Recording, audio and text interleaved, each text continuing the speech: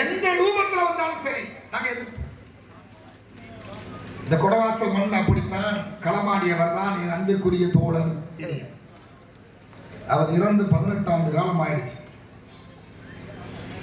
வேற என்ன செஞ்ச? சமூக சமத்துவத்திற்காக போராடினார்.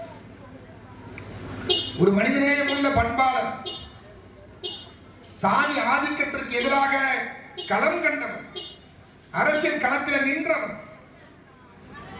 இந்த திருவாரூர் மாவட்டத்திலே எளிய மக்களை, கடைநிலை மக்களை, ஒடுக்கப்பட்ட மக்களை அரசியல் சக்தியாக திரட்டியவர்.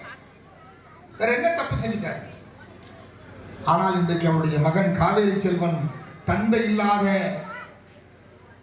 மகனாக இன்றைக்கு தன்னன் தனியாக இந்த சமூகத்தில் இருக்கிறான் என்று சொன்னால் அதற்கு என்ன காரணம்? சாதி ஆதிக்கம் தான், சாதி வெறிதான். அந்த